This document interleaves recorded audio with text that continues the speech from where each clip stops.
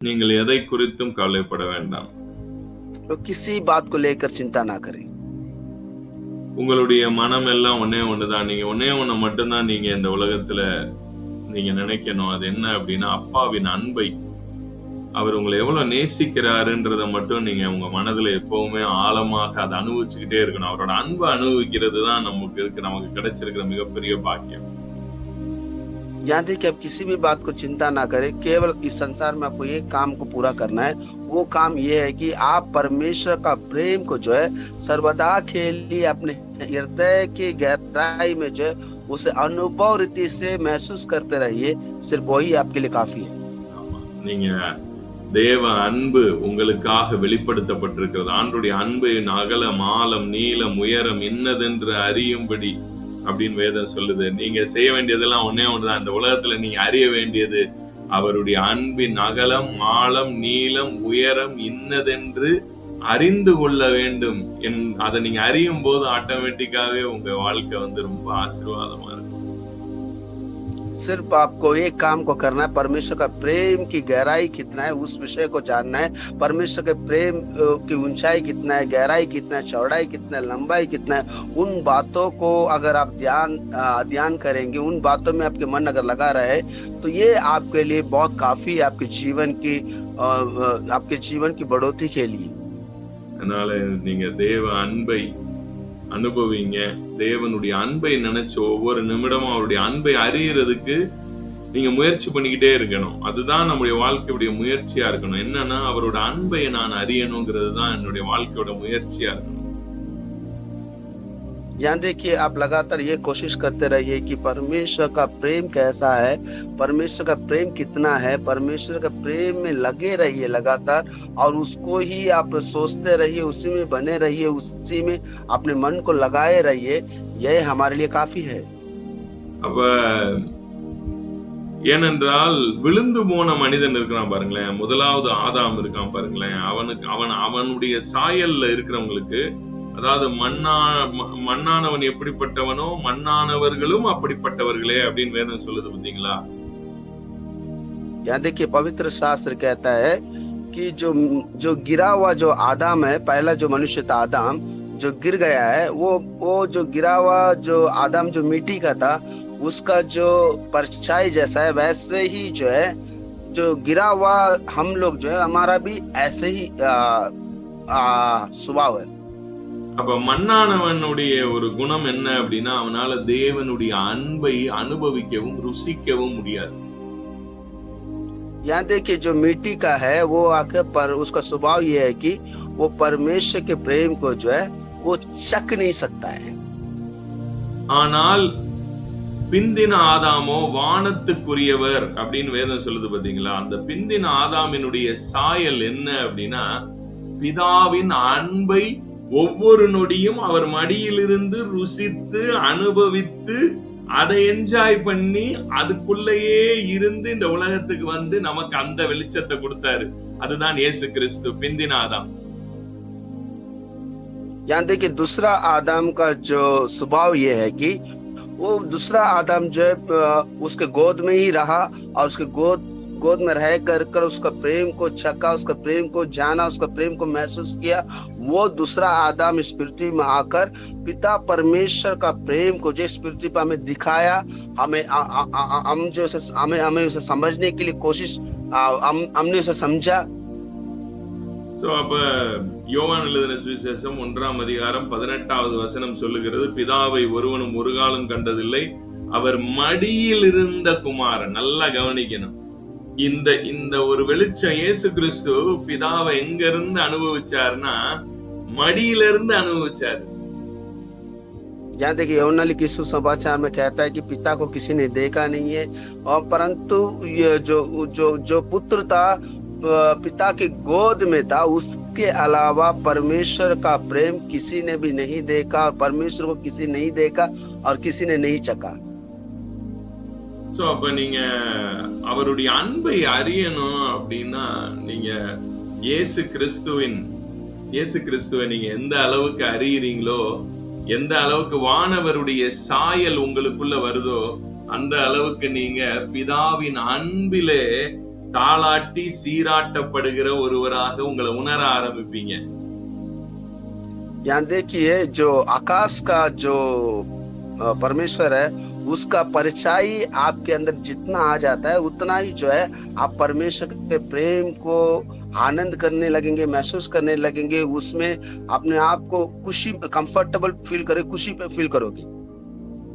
நீங்க உங்களை கைவிடப்பட்டவராகவும், நல்லா புரிந்து கொள்ளுங்க, நீங்க ஒரு நிமிடம் கூட உங்களை கைவிடப்பட்டவராகவும், உங்களை தனிமையாக்கப்பட்டவர்களாகவும், இல்ல அன்பற்றவர்களாகவும் உங்களை உணரவே முடியாது. ஏன்னா இயேசு கிறிஸ்துவின்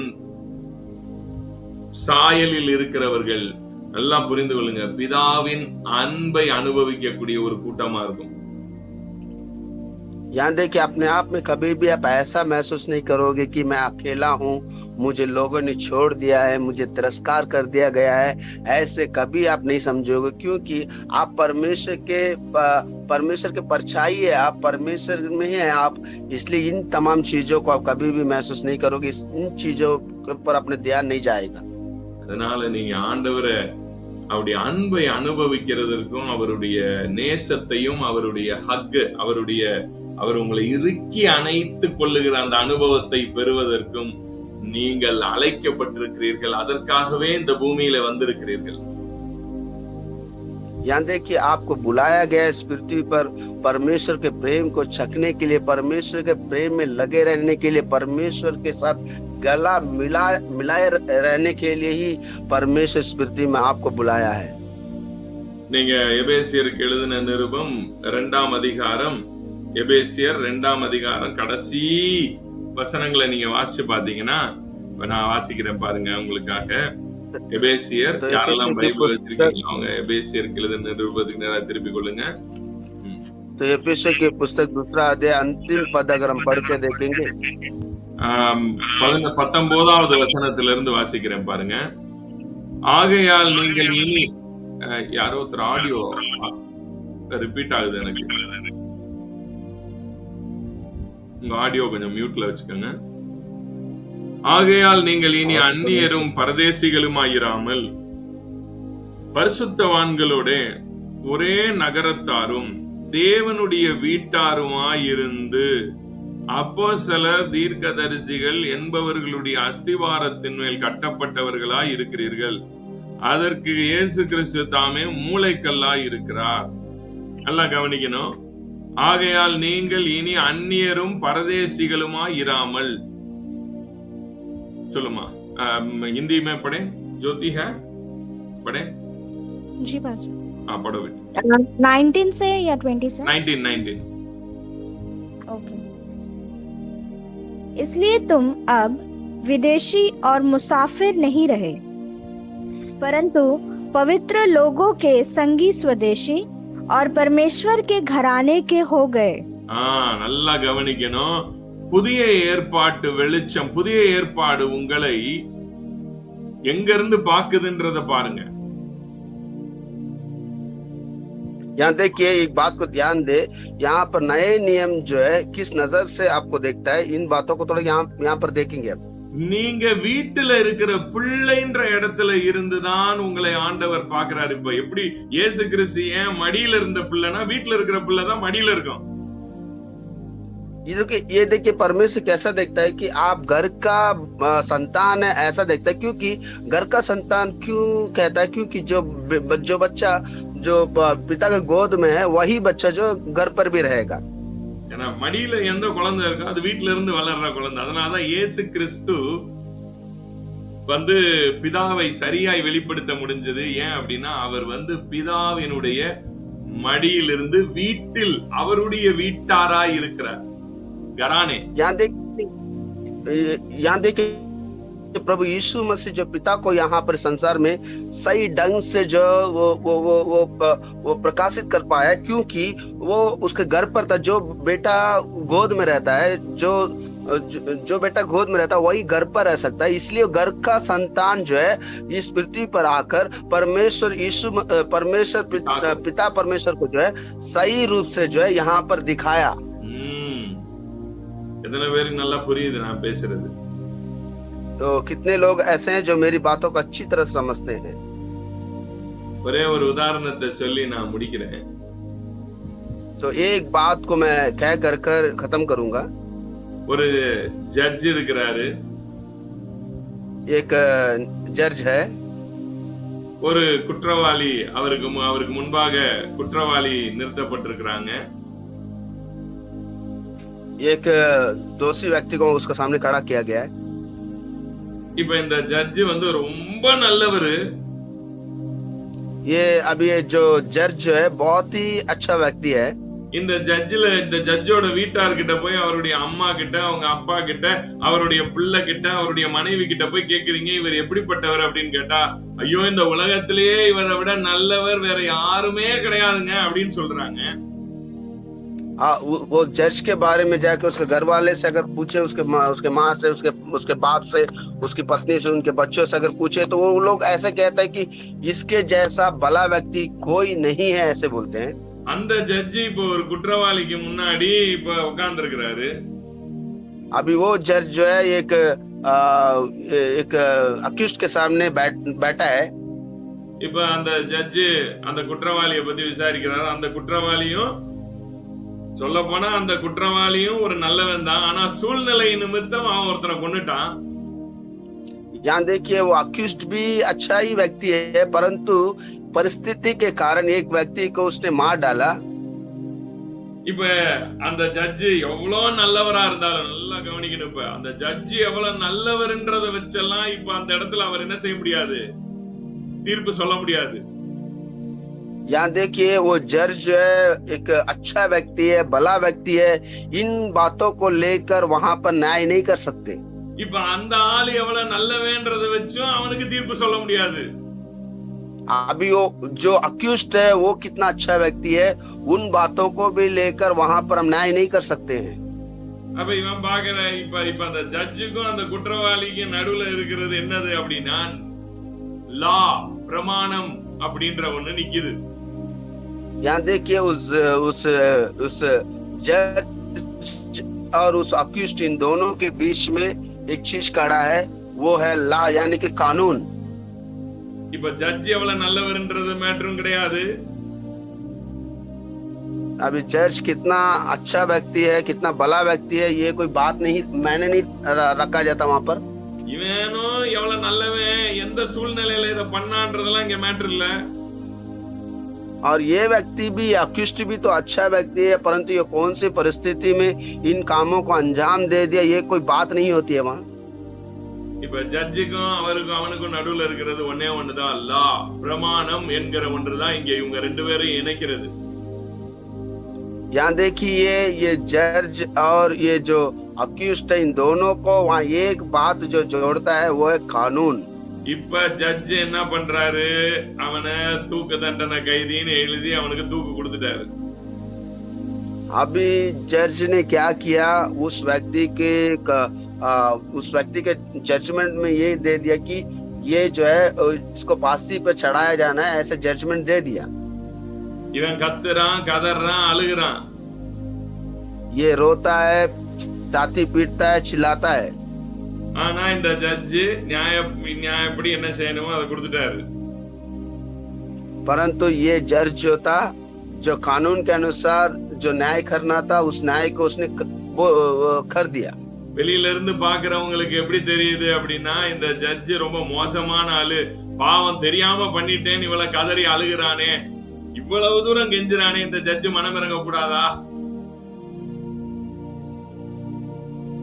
बाहर से जो लोग देख रहे थे वो इन सारी घटना को, वो लोग ये कहते हैं कि ये जज कितना खतरनाक व्यक्ति है, ये देखो वो आदमी तो चिल्लाता है, छाती पीटता है, उसने अनजाने में कर दिया, इन बातों को बोलता है, फिर भी ये जज क्यों नहीं सुनता है, ऐसे देखने वाले लोगों के मन में दौड़ता होगा। இப்ப ஜட்ஜ் கடின இல்ல உள்ளத்தோட எழுதுறாரு, இவனுக்கு தூக்குதான் அப்படின்றாரு, இவன் கெஞ்சுறான், கதறான். यहाँ देखिए वो जज जो है अपने मन को जो है कठोर कर कर इस जजमेंट को लिखता है कि ये इस व्यक्ति को फांसी के सजा दिया जाना है। நல்லா கவனிக்கணும். இப்ப இந்த ஜட்ஜ் எவ்வளவு நல்லவர்ன்றது மேட்டர் கிடையாது. यहाँ पर ध्यान देकर सुनना है कि ये जज कितना भला व्यक्ति है, ये कोई बात, ये कोई मायने नहीं रखता, ये कोई बात नहीं है वहां। இப்ப இந்த இந்த இந்த கைதிக்கும் இந்த ஜட்ஜுக்கும் இடையில இருக்கக்கூடிய உறவை நிர்ணயிக்கிறது இடையில இருக்கக்கூடிய பிரமாணம் தானே தவிர இவர் யாருன்றதும் மேட்டர் இல்ல, இவன் யாருன்றதும் மேட்டர் இல்ல, பிரமாணம் தான் பேசும். यहाँ देखिए अभी बात ये है कि ये जो अक्यूज्ड ये कौन है, ये और ये जज कौन है, ये बात कोई मायने नहीं रखता। वहां पर जो बीच में खड़ा है कानून, वो कानूनी जो है निर्णय कर सकता है कि इसको क्या करना है। இதுதான் பழைய ஏற்பாட்டினுடைய தேவனுக்கு மனுஷனுக்கும் இடையில இருந்த உறவு. இப்படிதான், இதுதான் அங்க நடந்தது. இந்த இந்த ஜட்ஜ நீங்க என்னன்னு நினைக்க கூடாது. இதுதான் இவரோட குணம், இவர் இப்படிப்பட்டவர் தான், இவர் மோசமானவரு, எதுக்கு எடுத்தாலும் தண்டனை கொடுத்துருவாரு, எதுக்கு எடுத்தாலும் இவர் அடிச்சு விடுவாரு அப்படின்னு நீங்க இவரை பத்தி இப்படி இந்த இந்த இந்த இந்த பிரமாணத்தை வச்சு இவர் செஞ்ச வேலைக்கு நீங்க இவரை இப்படிதான் நீங்க நினைச்சீங்கன்னா நீங்க தான் தப்பு. यहाँ देखिए ये जैसा कहानी मैंने कहा, उस कहानी के जैसे ही पुराना नियम है।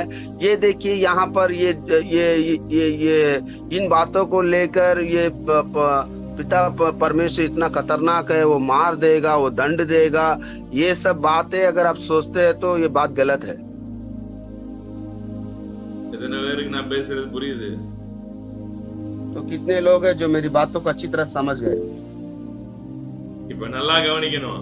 இந்த ஜட்ஜோட மகன் வர்றாரு, ஜட்ஜோட மகன் வந்து சொல்றாரு, ஏய் எங்க அப்பா எவ்வளவு நல்லவர் தெரியுமா, எங்க அப்பா எவ்வளவு இரக்கமானவர் தெரியுமா, உனக்கு என்ன தெரியும் அவனுக்கு சொல்லுமா। अभी उस जज का बेटा आता है और ये कहने लगता है कि मेरा पिता कितना भला व्यक्ति है मालूम, मेरा पिता कितना दयालु है मालूम, मेरा पिता कितना प्रेमी है, ये बात आप जानते हो, ऐसे पूछता है। எந்த மனிதனுக்கு அவர் தண்டனை கொடுத்தாரோ அந்த மனிதனை என் அப்பா அவ்வளவு நேசிக்கிறாரு, என் அப்பா அவன் மேல ரொம்ப அன்பு வச்சிருக்கிறாரு, ஆனால் என் அப்பா யாருன்னு இந்த உலகத்துக்கு தெரியலங்க, எங்க அப்பா ஏதோ ரொம்ப கொடூரமானவரு, எவ்வளவு அழுதான் அவன், தான் மன்னிச்சிருக்கலாமே அப்படின்னு எங்க அப்பாவை வந்து இவங்க புரிஞ்சுக்குமா பேசுறாங்க அப்படின்னு மகன் பேசுறான் வந்து। अभी उस जज का बेटा आता है और कहता है कि मेरा पिता इतना भला व्यक्ति है, मेरा पिता इतना अच्छा व्यक्ति है, मेरा पिता इतना प्रेमी है, मेरा पिता जिसके ऊपर न्याय किया था उससे भी मेरा पिता बहुत ही प्रेम करता, उससे भी बहुत ही लगाव है उसका, ऐसा बोलता है, परंतु ये लोग नहीं समझते हैं। இப்ப மகன் வந்து அப்பாவை ரிவீல் பண்றான், என் அப்பா நீங்க நினைக்கிற மாதிரி கிடையாதுடா, எங்க அப்பா எவ்வளவு அன்பானவர்னு எனக்கு தெரியும்டா, ஏன்னா நான் அவர் மடியில இருந்து அவர் வீட்டுக்குள்ள இருந்து அவரை ஒவ்வொரு நொடியும் பார்த்து பார்த்து வளர்ந்தவன்டா நானு, எனக்கு தெரியும்டா எங்க அப்பா யாருன்னு, நீங்க தப்பா சொல்றீங்கன்னா எங்க அப்பாவை நீங்க தப்பா புரிஞ்சதுக்கு காரணம் எது தெரியுமா, இந்த நியாயப்பிரமாணம் தான்டா அப்படின்னு சொன்னவர் தான் இயேசு கிறிஸ்து। यहाँ देखिए अभी वो जज का बेटा आता और कहता है, देखिए मेरे पिता को आपने गलत समझा है, मेरे पिता के बारे में गलत विषय आपके अंदर आ गया है, मेरा पिता इतना अच्छा है, मेरा पिता इतना भला है, क्योंकि मैं मेरे पिता के घर पर था, मेरे पिता के गोद में था, एक एक क्षण मैंने मेरे पिता को देखा है, मेरे पिता के स्वभाव को देखा है, मेरे पिता के बर्ताव को देखा है, मैं जानता हूं मेरा पिता अच्छा है। इस बात को ही यीशु मसीह ने इस पृथ्वी पर कहा, और ये मेरे पिता को गलत अब समझने का कारण यह है कि ये व्यवस्था मेरे पिता को गलत दर्शाता है। इन बातों को यीशु मसीह ने कहा। நீங்க இப்ப இயேசு கிறிஸ்துவின் பிதா அப்படின்ற இடத்துல இருந்து அவரை புரியணுமா, இல்ல ஜட்ஜில சீட்ல உட்கார்ந்து அந்த நியாயப்பிரமாணம் உள்ள நடுவுல இருந்ததுனால அவர் யாரா வெளிப்பட முடியுமோ அதுவாதான் அவர் வெளிப்பட முடியும், அங்க வேற வழி கிடையாது, அவர் அந்த சீட்டுனால அவர் அப்படி சொல்ல வேண்டியது இருந்தது, அதை நீங்க எடுத்துக்க போறீங்களா, இது வந்து உங்க கையில தான் இருக்கு। ये देखिए आप जो यीशु मसीह का पिता है बोलकर उसको जानने की कोशिश करेंगे, या तो वो जजमेंट के जब सीट में बैठा था, जज बनकर जब बैठा था, उसको आप जानने मांगेंगे या उसको आप लेने मांगेंगे। எத்தனை பேருக்கு நான் பேசுனது நல்லா புரிஞ்சுச்சு? कितने लोगों को मेरी बात समझ आ रहा है?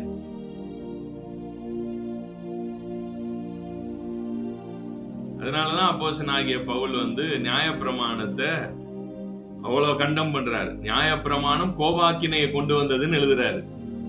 கோபாக்கினை கொண்டு வந்துச்சான்னா நியாயப்பிரமாணம் தான் கொண்டு வந்துச்சான்.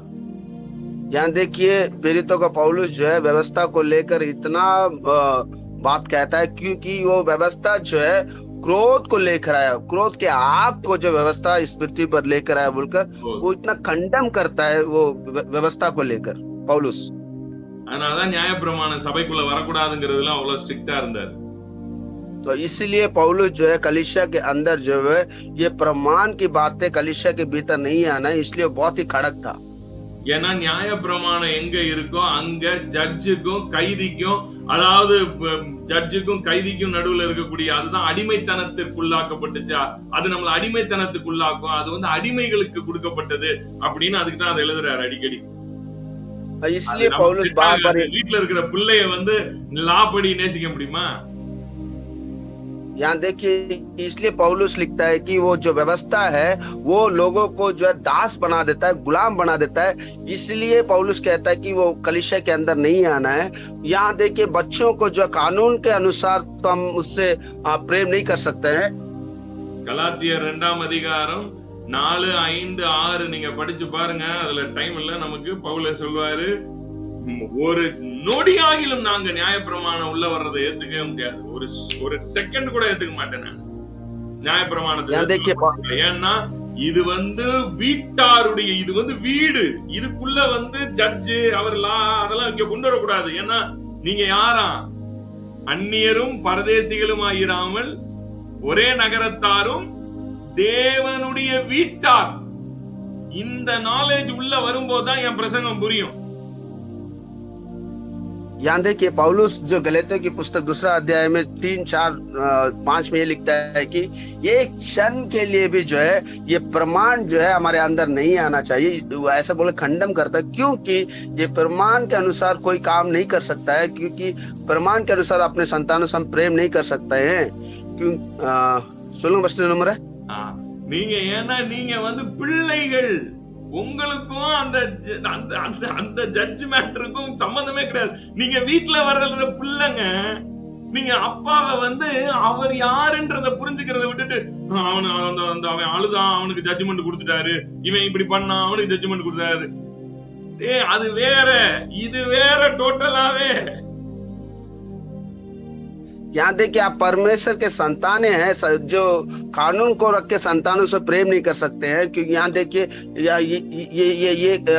ये कानून के अनुसार हम इसको प्रेम करते हैं, ऐसे ऐसे नहीं कर सकते हैं। क्योंकि आप घर के लोग हैं, आप उनके संतान हैं। आप उस जज का बेटा हो, है ना? आप घर पे उस बाप की एंजॉय कर रहे हैं। आपका जो रेवलेशन है, आपकी जो अंडरस्टैंडिंग है वो बाप के बारे में, घर के अंदर वो प्यार, आप संतान हो, समझ रहे हैं? आप संतान है, वो अलग है, ये अलग है। आप घर के अंदर घर के औलाद हो। आप நீங்கள் வீட்டார், நீங்கள் வீட்டின் பிள்ளை, புரிந்து கொள்ளுங்கள்। आप घर के, आप इन बातों को समझ जाइए, आप घर के संतान है आप। அந்த காலை நேரத்துல நன்றாக இந்த வார்த்தை உங்க இருதயத்துல பதியட்டும். நீங்க அப்பதான் ஃபாதர் இந்த உலகத்தை என்ஜாய் பண்ண முடியும்। तो आज के सवेरे के समय ये बातें आपके हृदय में आपके हृदय में बस जाए। परमेश्वर आपको आशीष देवे। सो கர்த்தர் உங்களை ஆசீர்வதிப்பார்। परमेश्वर आपको आशीष देवे। அந்த ஜட்ஜ நீங்க மறந்துடுங்க, அவருக்கும் உங்களுக்கும் தொடர்பு இல்லை। और वो जो जज था वो जज को भूल जाइए, उसका और आपका कोई संबंध नहीं है। உங்க அப்பா உங்களை வீட்டுல எப்படி வச்சிருக்காருன்னு பாருங்க। நீங்க அப்பாவுக்கு பிள்ளை, இத்தனை பெரிய அப்பாவுடைய பிள்ளை। आपके पिता आपको घर पर कैसा रखा है, इन बातों पर ध्यान दे, क्योंकि आप परमेश्वर के संतान है, वो पिता है, आप उसका संतान है। கர்த்தர் உங்களை ஆசீர்வதிப்பார்।